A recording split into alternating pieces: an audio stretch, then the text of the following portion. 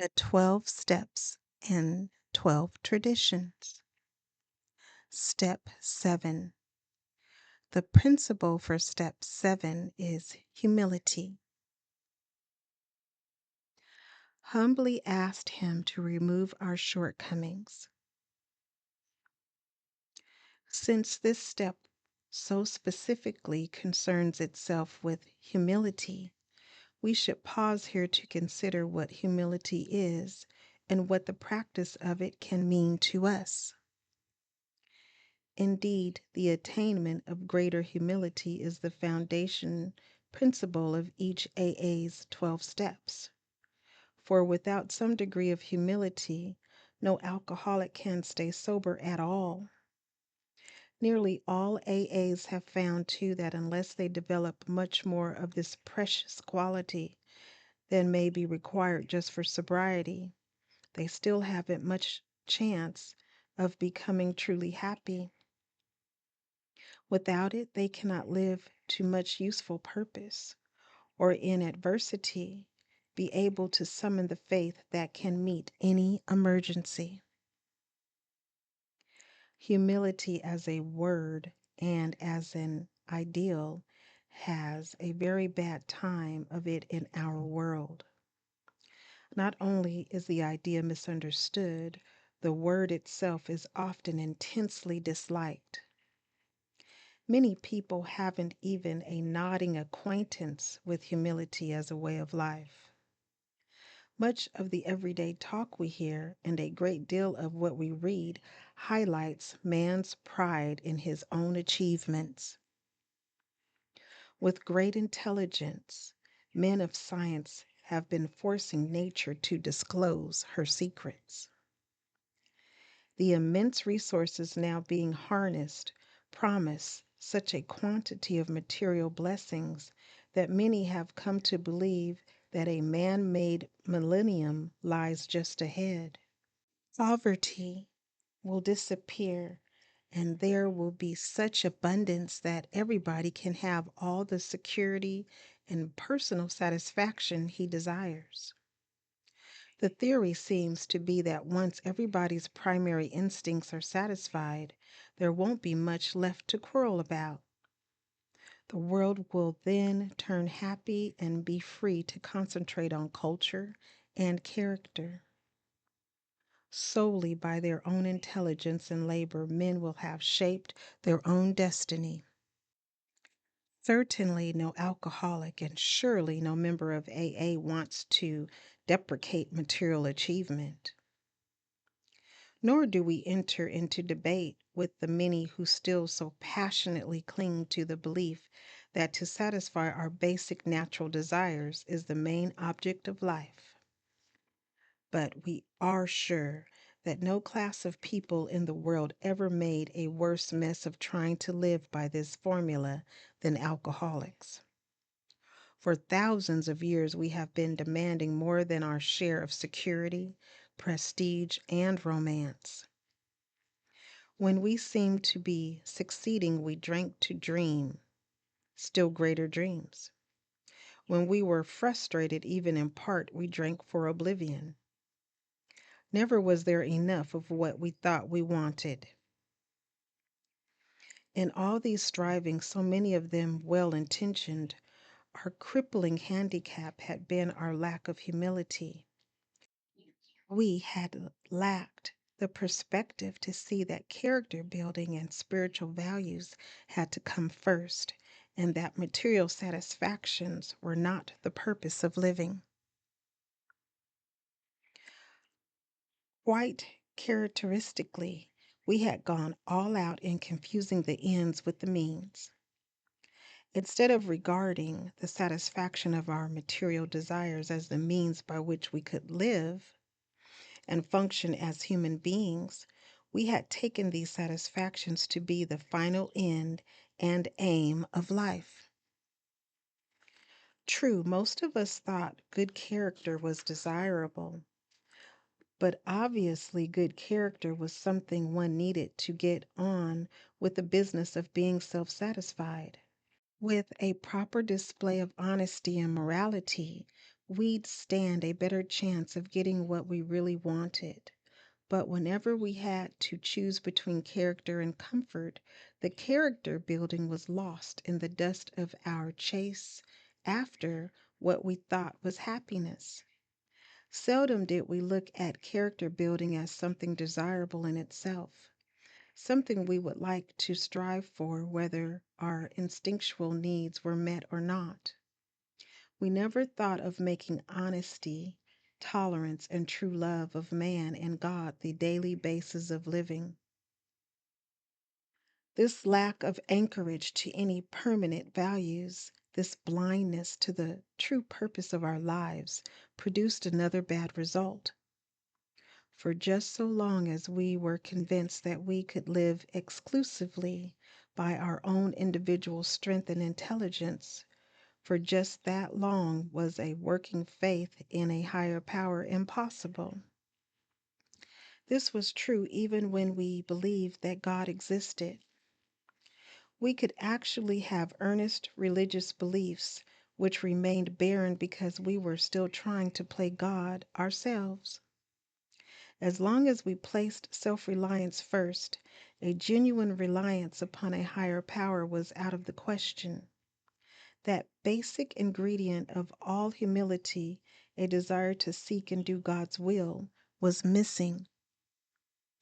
For us, the process of gaining a new perspective was unbelievably painful. It was only by repeated humiliations that we were forced to learn something about humility. It was only at the end of a long road marked by successive defeats and humiliations, and the final crushing of our self sufficiency, that we began to feel humility as something more than a condition of groveling despair.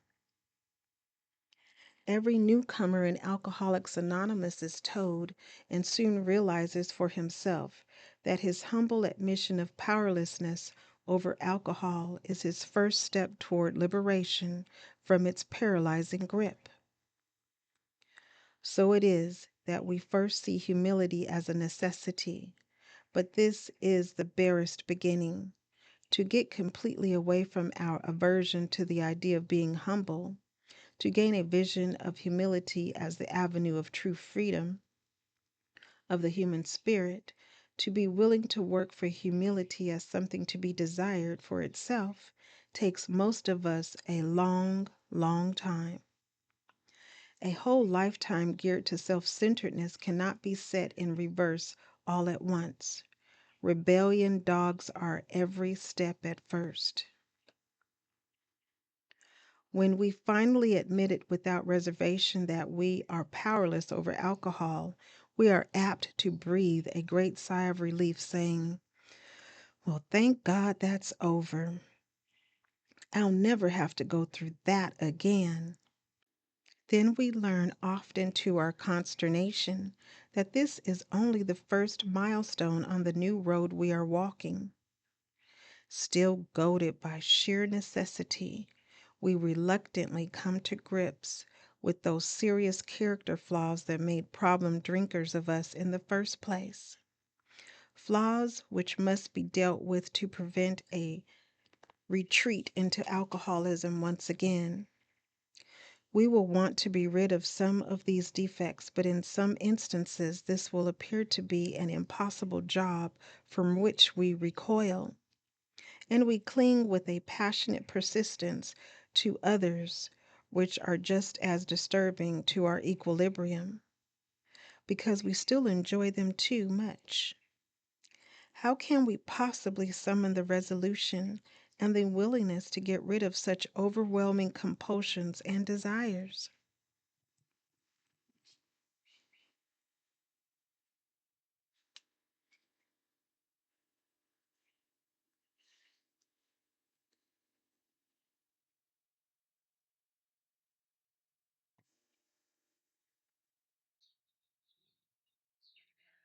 Again, we are driven on by the inescapable conclusion which we draw from AA experience that we surely must try with a will or else fall by the wayside. At this stage of our progress, we are under heavy pressure and coercion to do the right thing. We are obliged to choose between the pains of trying and the certain penalties of failing to do so. These initial steps along the road are taken grudgingly, yet we do take them. We may still have no very high opinion of humility as a desirable personal virtue, but we do recognize it as a necessary aid to our survival. But when we have taken a square look at some of these defects, have discussed them with another, and have become willing to have them removed, our thinking about humility commences to have a wider meaning. By this time, in all probability, we have gained some measure of release from our more devastating handicaps. We enjoy moments in which there is something like real peace of mind.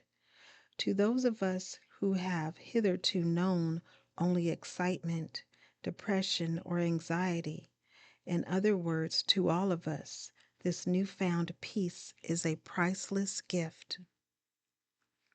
Something new indeed has been added. Where humility had formerly stood for a forced feeding on humble pie, it now begins to mean the nourishing ingredient which can give us serenity.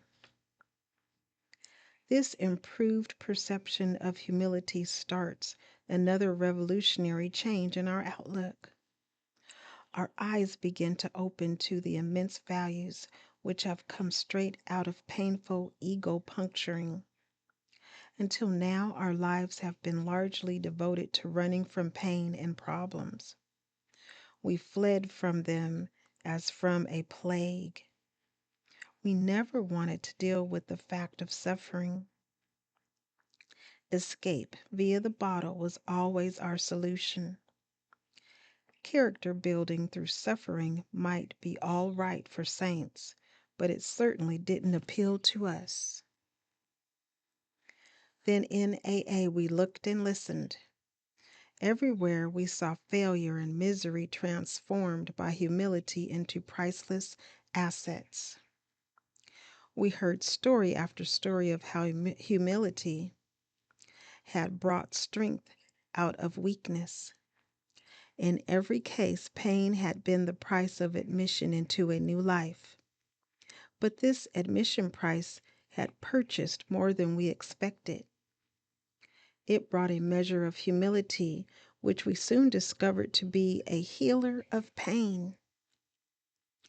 We began to fear pain less and desire humility more than ever.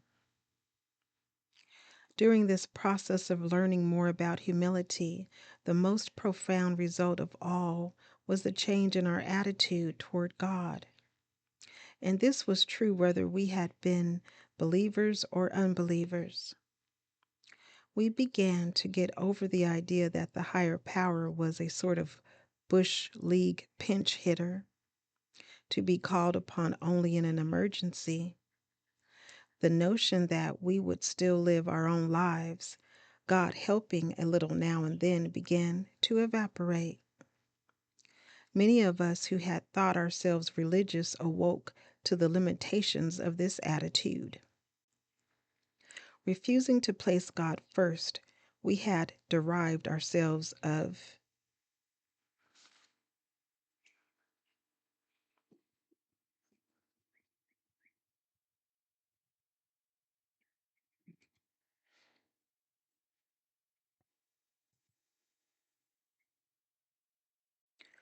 refusing to place God first, we had deprived ourselves of his help. But now, the words of myself I am nothing, the Father doeth the works, began to carry bright promise and meaning. We saw we needn't always be bludgeoned and beaten into humility. It could come quite as much from our voluntary reaching for it as it could from unremitting suffering. A great turning point in our lives came when we sought for humility as something we really wanted rather than as something we must have. It marked the time when we could commence to see the full implication of step 7. Humbly asked Him to remove our shortcomings. As we approach the actual taking of step 7, it might be well if we AAs inquire once more just what our deeper objectives are. Each of us would like to live at peace with himself and with his fellows. We would like to be assured that the grace of God can do for us what we cannot do for ourselves. We have seen that character defects based upon short-sighted or unworthy desires are the obstacles that block our path toward these objectives. We now clearly see that we have been making unreasonable demands upon ourselves, upon others, and upon God. The chief activator of our defects has been self-centered fear, primarily fear that we would lose something we already possessed or would fail to get something we demanded. Living upon a basis of unsatisfied demands, we were in a state of continual disturbance and frustration. Therefore, no peace was to be had unless we could find a means of reducing these demands. The difference between a demand and a simple request is plain to anyone. The 7th step is where we make the change in our attitude, which permits us, with humility as our guide, to move out from ourselves toward others and toward God. The whole emphasis of step 7 is on humility. It is really saying to us that we now ought to be willing to try humility in seeking the removal of our other shortcomings, just as we did when we admitted that we were powerless over alcohol and came to believe that a power greater than ourselves could restore us to sanity. If that degree of humility could enable us to find the grace by which a deadly obsession could be banished, then there must be hope of the same result respecting any other problem we could possibly have. Please share, subscribe, like, and most of all, be the you that you are created to be. And remember that recovery is possible and that you are not alone, one day at a time.